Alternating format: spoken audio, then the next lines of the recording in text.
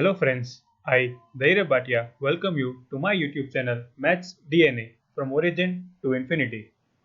In this video, I am going to share with you some preparation strategy for CSIR NET 2020 and also the forms for the CSIR NET 2020 are reopened.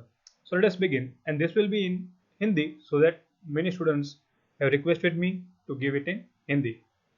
Let us begin. Firstly, applications form for CSIR NET June 2020 reopens. CSIR NET ने जून में जो exam लेने वाली थी net की, उसके forms reopen किए हैं और उसके लिंक आपको नीचे डिस्क्रिप्शन बॉक्स में मिल जाएगी। तो जिन्होंने अप्लाई नहीं किया था तब वो आप अप्लाई कर सकते हैं, क्योंकि दिसंबर में हो कि नहीं हो उसका कोई अभी तक आया नहीं है नोटिफिकेशन। और साथ ही साथ जो जून की है वो टेंटेटिवली नवंबर में होने वाली, ऐसा नोटिफिकेशन अभी तक आने वाला है बहुत ही जल्द। साथ ही साथ हम preparation strategy for CSIR net 2020 की प्रिपेयर कैसे करना है और उसको टेंटेटिवली कंडक्ट करने वाले हैं नवंबर 2020 में। अभी तक उसका एग्जैक्ट नोटिफिकेशन नहीं आया है, लेकिन टेंटेटिव डेट्स आई है, तो वो कह रहे हैं कि 11 नवंबर को मोस्टली एग्ज़ाम ली जा सकती है। अब प्रिपरेशन को मैं आपको एक स्टोरी के साथ समझाता चाहूँगा। आप सबने एवेंजर्स एंड गेम देखी होगी। उसमें आपको पता है कि जब लास्ट में आयरन मैन को पूरे यूनिवर्स को बचाना है तो उसे 6 के 6 इन्फिनिटी स्टोन्स चाहिए, थेनोस से लेने पड़ते हैं।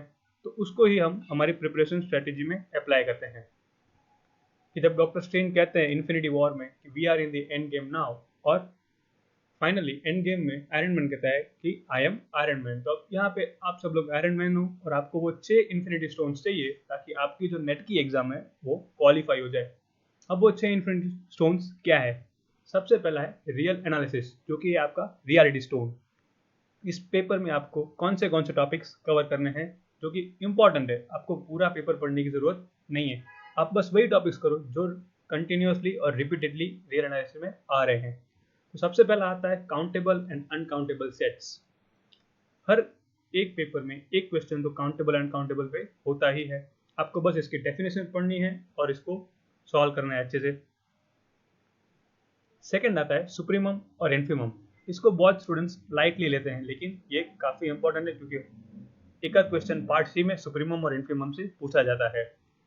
फिर सीक्वेंस और सीरीज, ये तो समझ लो फेवरेट क्वेश्चन है रियल एनालिसिस का। हर साल एक क्वेश्चन सीक्वेंस पे होगा और एक क्वेश्चन सीरीज में होगा। डिपेंड करता है पार्ट बी के अंदर आता है कि पार्ट सी के अंदर, लेकिन 2 क्वेश्चन आपको डेफिनेटली मिल जाते हैं। उसको बस आपको उसकी टेस्ट पढ़नी है कि कौन सी टेस्ट से वो कन्वर्जेंट होता है और कौन सी टेस्ट है जो हेल्प करेगी वो डाइवर्जेंट प्रूव करने के लिए। फिर लिमिट सुप्रीमम और लिमिट इन्फीमम, ये भी काफ़ी इंपॉर्टेंट टॉपिक है। और हाँ, कंटिन्यूटी और डिफरेंशियबिलिटी, ये तो हम लोग 11th स्टैंडर्ड से सीख रहे हैं। आपको ये टॉपिक तो अच्छे से आना चाहिए क्योंकि टॉपिक बहुत ईजी है, डेफिनेशन बहुत ईजी है, लेकिन वो फंक्शंस कुछ ऐसे बना के देते हैं कि आपको समझ में नहीं आते। तो ज़्यादा से ज़्यादा प्रैक्टिस आप डिफरेंट टाइप्स के फंक्शंस की करो। और फिर यूनिफॉर्म कंटिन्यूटी और यूनिफॉर्म कन्वर्जेंस। काफ़ी बच्चे इन दोनों में कंफ्यूज हो जाते हैं कि यूनिफॉर्म कंटिन्यूटी का क्वेश्चन है कि यूनिफॉर्म कन्वर्जेंस का है। ऊपर दिया होता है लेकिन उनको एग्जैक्टली पता नहीं चलता कौन सी टेस्ट कहाँ पे अप्लाई करनी है। तो ये टॉपिक्स भी आपको साथ ही साथ प्रिपेयर करने हैं। और फिर मैट्रिक्स स्पेस आता है। मैट्रिक्स स्पेस पे भी आपको एक क्वेश्चन इजीली मिल जाएगा। उसके बस 4 कंडीशन है, आप वो 4 कंडीशन प्रिपेयर कर लो। उससे आप इजीली चेक कर सकते हो कि कोई मैट्रिक्स स्पेस है कि नहीं है। और हाँ, मैं बहुत ही जल्द हर एक टॉपिक पे एक अलग वीडियो बनाने वाला हूँ, like countable, uncountable, supremum, infimum, sequence series, और उन टॉपिक्स में जो पुराने पेपर में जितने भी क्वेश्चंस पूछे गए हैं सारे क्वेश्चंस को सॉल्व करने वाला हूँ। और last but not the least, one and on to functions. ये टॉपिक भी बहुत इंपॉर्टेंट है और हमने ये ऑलरेडी 11th 12th से सीख लिया है।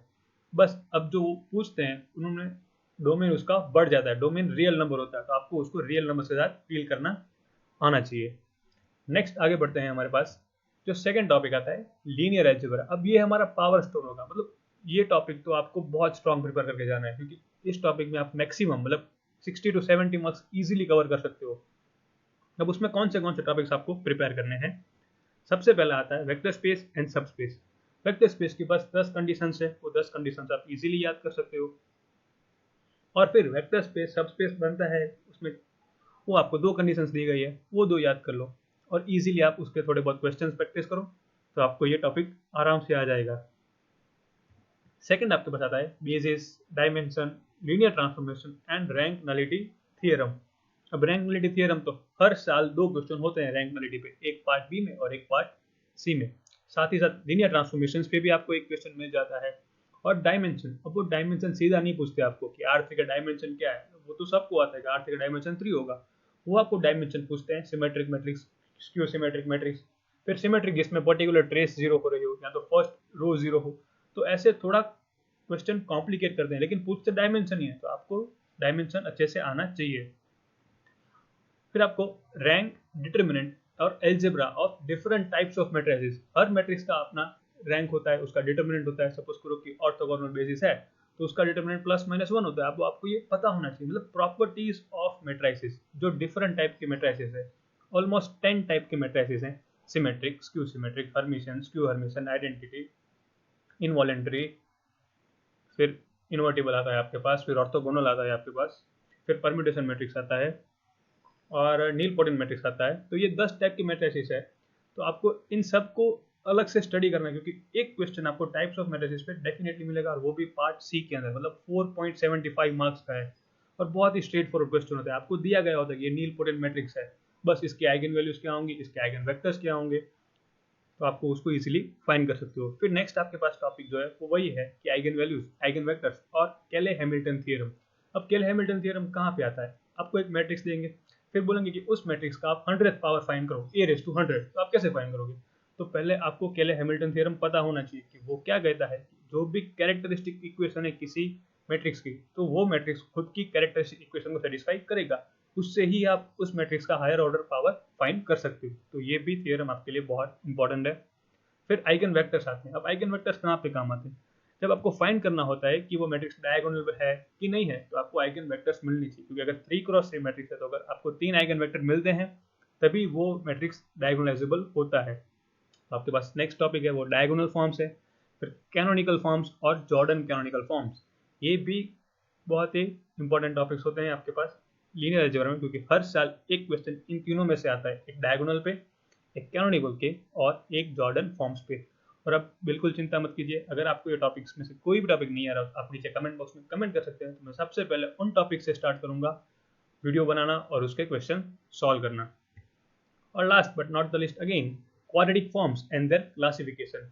Positive definite, semi positive, negative definite, semi negative और इनडेफिनेट, ये 5 टाइप के ही क्लासिफिकेशन किए गए हैं क्वाड्रेटिक फॉर्म्स के। आपको बस उनको पता होना चाहिए कि वो कैसे आते हैं। और साथ ही साथ एक क्वेश्चन दिसंबर 2019 में पूछा गया था, वो था सिग्नेचर पे। वो क्या होता है वो भी मैं आपको बताऊंगा आगे, जब इन टॉपिक्स पे मैं वीडियो बनाऊंगा। और बेस्ट लीनियर इक्वेशंस। अब लीनियर इक्वेशंस को आपको मैट्रिक्स में कन्वर्ट करना है और फिर फाइंड करना है कि उसका यूनिक सॉल्यूशन है, नो सॉल्यूशन है कि इनफाइनाइट सॉल्यूशंस आ रहे हैं। तो ये हो जाता है हमारा लीनियर अलजेब्रा का टॉपिक्स जो आपको प्रिपेयर करने हैं और जो हमारा एक्चुअल में पावर स्टोन है। फिर नेक्स्ट आता है हमारे पास कॉम्प्लेक्स एनालिसिस, जो कि हमारा माइंड स्टोन है। इसमें आपको थोड़ा बहुत दिमाग चलाना है, इसको ऐसे नहीं कि रैंडमली सॉल्व करिए, जल्दी जल्दी सॉल्व करिए।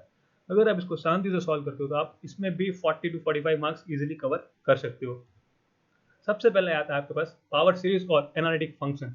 बच्चों को पता ही नहीं होता है एनालिटिक फंक्शन क्या होता है। सिंपल डिफरेंशिएबल फंक्शन जो n टाइम्स डिफरेंशिएबल हो सकता है वो है एनालिटिक फंक्शन। और फिर पावर सीरीज आपको बनानी है, उसमें भी एक question particularly radius of convergence पे पक्का आता है। आप वो टॉपिक अच्छे से प्रिपेयर करके जाओ। नेक्स्ट आपके पास आता है कॉशी रीमान इक्वेशंस। हर साल एक क्वेश्चन पार्ट बी में कॉशी रीमान इक्वेशन पे आपको मिल जाएगा। सिंपल है, ux equals to vy and uy equals to minus vx, where ux, vy, uy and vx are the partial derivative of the function. आपको एक फंक्शन दिया है, आपको चेक करना है कि वो कॉशी रीमान इक्वेशन सेटिस्फाई कर रहा है कि नहीं कर रहा है, और हो जाता है सॉल्व। फिर कंटूर इंटीग्रल्स, इसमें आपको इंटीग्रेशन फाइंड करनी है ओवर पर्टिकुलर रीजन। और कॉशी थ्योरम और कॉशी इंटीग्रल फॉर्मूला, ये दो थ्योरम ऐसे हैं कि जिसका क्वेश्चन आपको हर बार पार्ट सी में मिलता है, तो ये भी आपको अच्छे से प्रिपेयर करते रहना है। फिर आता है Liouville's theorem, open mapping theorem, Schwarz lemma और मैक्सिमम मॉड्यूलस प्रिंसिपल। ये चारों थ्योरम में से दो थ्योरम आपको हर साल मिल जाएंगे कोई ना कहीं आपको पेपर में। और फिर आती है टेलर सीरीज, लॉरेंस सीरीज और कैलकुलस ऑफ रेसिड्यू। आपको रेसिड्यू फाइंड करना होता है, उसमें आपको टाइप्स ऑफ सिंगुलरिटीज मिलती है। अब टाइप्स ऑफ सिंगुलरिटीज आपको लॉरेंस सीरीज से मिलेगी या तो टेलर सीरीज है, तो आपको ये दोनों सीरीज आनी चाहिए। और आपके पास बेसिकली 4 टाइप की सिंगुलरिटीज होती है, पोल है, रिमूवेबल सिंगुलरिटी आती है, फिर एसेंशियल आती है और फिर आइसोलेटेड आती है। तो ये चारों आप इजीली सॉल्व कर सकते हो। और next conformal mapping and Mobius transformation. अब ये एक क्वेश्चन आपको मिल जाएगा इस पे, लेकिन अगर आपको ये टॉपिक नहीं पता है तो मैं रिकमेंड करूंगा आप इसको पढ़िए भी मत, क्योंकि अगर आपको ये आता ही नहीं है तो इसमें आप अपनी एनर्जी क्यों वेस्ट कर रहे हो। हाँ, जिनको आता है ये डेफिनेटली पढ़ के जाओ, इसको रिवाइज करके जाओ, क्योंकि आपको ये क्वेश्चन भी डेफिनेटली मिल जाएगा। फिर आपके पास जो आता है वो आता है एब्स्ट्रैक्ट अलजेब्रा, जो कि है हमारा स्पेस टोन। स्पेस मतलब एब्स्ट्रैक्ट, आपको एब्स्ट्रैक्टली बात करनी है, आपको ग्रुप दिखेगा नहीं, आपको रिंग दिखेगी नहीं, लेकिन फिर भी आपको उसको चेक करना है कि वो ग्रुप है कि नहीं है, नॉर्मल है कि नहीं है, साइक्लिक है कि नहीं है। तो इसमें आप कैसे प्रिपेयर करोगे? सबसे पहले जो टॉपिक्स आते हैं वो है ग्रुप्स, सब ग्रुप्स, नॉर्मल ग्रुप्स और क्वेश्चन ग्रुप्स। ये सब डेफिनेशन हैं, आप इन सब की डेफिनेशन प्रिपेयर करो और एक से दो एग्जाम्पल देखोगे तो आपको ईजिली आ जाएगा कि ये कैसे सॉल्व होते हैं। मैं रिकमेंड करूंगा जो एब्स्ट्रैक्ट अलजेब्रा में आप क्वेश्चन प्रैक्टिस कर रहे हो उसमें आप फॉर्मूला बेस्ड क्वेश्चंस पे जाओ, कि किसी भी ग्रुप के पास कितने सब ग्रुप मिलेंगे, उसके जनरेटर कितने होंगे, उसमें नॉर्मल सब ग्रुप कितने मिलेंगे, जो कि आपको फॉर्मूला से मिल सकते हैं आंसर्स। फिर आपके पास आता है साइक्लिक ग्रुप्स और केले थ्योरम और क्लास इक्वेशंस। क्लास इक्वेशंस भी एक ऐसा टॉपिक है जिस पे आपको हर साल एक क्वेश्चन मिल जाता है और वो बहुत ही ईजी है सॉल्व करना। फिर केले थ्योरम और साइक्लिक ग्रुप, आपको पता होना चाहिए कि ग्रुप साइक्लिक कब होगा। फिर सिलोस पैकेज कह सकते हो या सिलोस थ्योरम। सिलो के 3 थ्योरम थे, जिसमें से हर साल एक थ्योरम का एप्लीकेशन आपको पार्ट बी में या पार्ट सी में होता ही है, तो आप ये भी प्रिपेयर करो। फिर आपके पास आती है ring, prime and maximal ideals. Prime ideals क्या होते हैं, मैक्सिमल आइडियल्स क्या होते हैं, और फिर रिंग। रिंग ग्रुप का थोड़ा एक्सटेंशन ही किया गया है, लेकिन उसमें 2 ऑपरेशन यूज करते हैं, तो आपको ये भी थोड़ा आना चाहिए। और फिर उसके अंदर आपको डिटेल स्टडी में आएगा unique factorisation domain, principal ideal domain and Euclidean domain. ये तीनों के तीन बहुत ही इंपॉर्टेंट टॉपिक्स हैं, आपको ये अच्छे से प्रिपेयर करते रहना है। और फिर फील्ड और फील्ड एक्सटेंशन, आपको फील्ड दी होगी क्यू रूट टू, फिर उसको एक्सटेंड करना है Q over cube root of two. बहुत ईजी है, आप उसको एक्सटेंशन कर लो, आपको डायरेक्ट आंसर मिल जाता है। तो एब्स्ट्रैक्ट अलजेब्रा आपका स्कोरिंग पेपर हो जाता है, लेकिन अगर आपको उसके फॉर्मूलाज और थोड़ी थियोरी पता है तो। फिर लास्ट में आपके पास आती है नंबर थ्योरी। अब नंबर थ्योरी में आपको क्या करना है, तो कॉन्ग्रुएंस मॉड्यूलो एक टॉपिक आता है, फिर आता है लास्ट डिजिट या लास्ट 2 डिजिट्स। बस ये 2 टॉपिक्स आप कर लो तो आपका इजीली नंबर थ्योरी का टॉपिक कवर हो जाता है। फिर हमारे पास आता है ओडीपीडी, जो कि हमारा है सोल स्टोन। ये बहुत ही इंपॉर्टेंट पेपर है, क्योंकि इसमें से आपको मैक्सिमम या मिनिमम कहो तो 60 मार्क्स आप इजीली कवर कर सकते हो। फिर इसमें हमारे पास सबसे पहले आएगी बाउंड्री वैल्यू प्रॉब्लम और इनिशियल वैल्यू प्रॉब्लम। नेक्स्ट आता है हमारे पास system of first order ODE, और फिर उसके बाद आएगा singular solutions of first order ODE. आगे हमारे पास एक क्वेश्चन आएगा Sturm Liouville boundary value problem. ये क्वेश्चन हर साल पार्ट सी में 4.75 मार्क्स में पूछा जाता है। आप कोई भी पेपर उठा के चेक कर लो, आपको एक क्वेश्चन डेफिनेटली स्टर्म लिवैल्यू पे मिल जाएगा। और एक आता है ग्रीन्स फंक्शन, ये भी बहुत ही इंपॉर्टेंट और स्ट्रेट फॉरवर्ड क्वेश्चन होता है। आपको दिया गया होता है कि ग्रीन फंक्शन है, आप इसको चेक करो, इसमें कौन सी कंडीशन सेटिस्फाई हो रही है और कौन सी नहीं हो रही है। फिर होमोजीनियस और नॉन होमोजीनियस लीनियर ओडीएस, इसको कैसे सॉल्व करना है। फिर पीडीई में जाते हैं तो हमारे पास लाग्रांज और चारपिट 2 मेथड आती हैं। हर साल एक ही क्वेश्चन एक लाग्रांज से और एक चारपिट से आपको मिल जाएगा फर्स्ट ऑर्डर ओडी पीडीई का। फिर आपके पास जो आता है वो quasi problem of first order PDE. एक क्वेश्चन कॉसी प्रॉब्लम में भी हर साल आपको मिलता है पार्ट सी में, और आप अगर ध्यान से देखते हो तो आपको ओडीपीडी पार्ट सी में काफ़ी मार्क्स दे देता है, तो आप पार्ट सी में इसको अच्छे से फोकस करो। और ओडीपीडी की अच्छी बात क्या है कि इसमें कोई थियरी नहीं है, मतलब आंसर आपको इजीली मिल जाता है, सॉल्यूशन पे ही मिलता है। बस ये थोड़ा टाइम ज़्यादा लेता है सॉल्व करने में, लेकिन मार्क्स पे तो इसके आपको ज़्यादा मिल जाएंगे।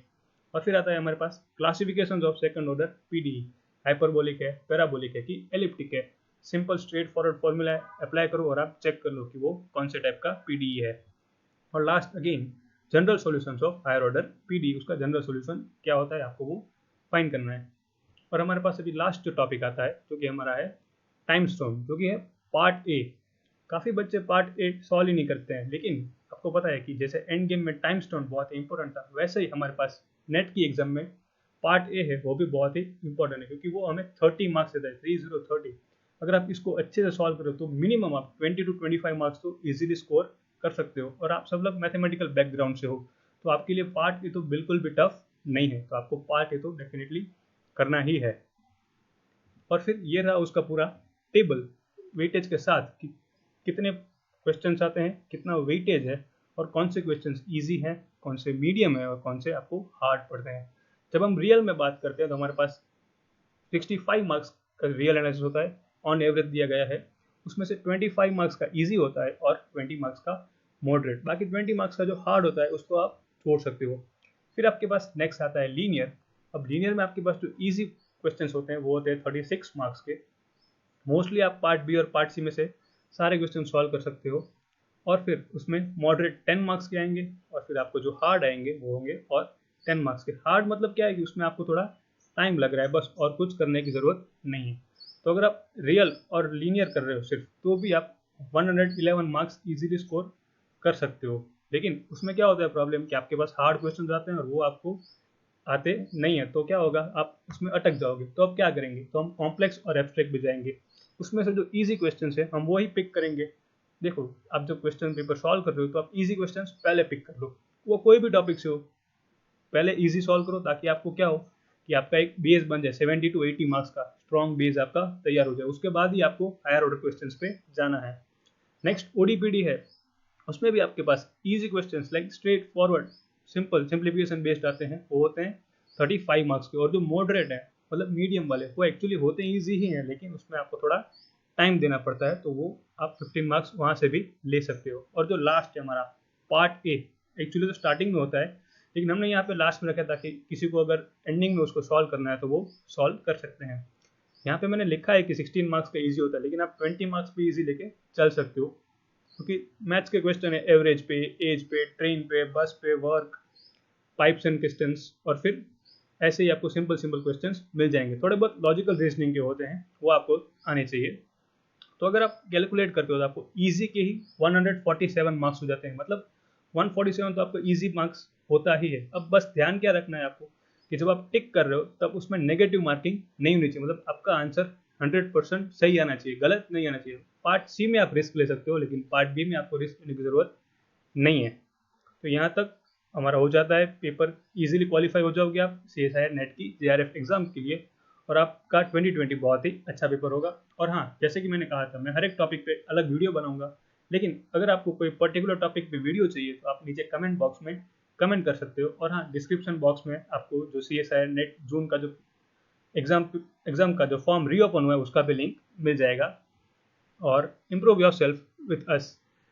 हमने 2 सीरीज सॉल्यूशन है आपके पास, लीनियर अलजेब्रा के, रियल के, कॉम्प्लेक्स के और एब्स्ट्रैक्ट के, आप वो भी परचेस कर सकते हो। और साथ ही साथ 300 important questions with detail solution. जब आप प्रैक्टिस कर रहे हो तो आपको क्वेश्चंस के सॉल्यूशंस भी चाहिए, तो हम वो भी प्रोवाइड कर रहे हैं, और वो भी 300 क्वेश्चंस के, तो वो भी आप परचेस कर सकते हो। और एक नीचे लिंक दी गई है डेमो इंप्रूवमेंट पेपर की, जो फ्री है, जो आप अटेंड कर सकते हो। And be a member of our social club. Check out more than 175 videos on our YouTube channel and get a complete study material on our Telegram channel.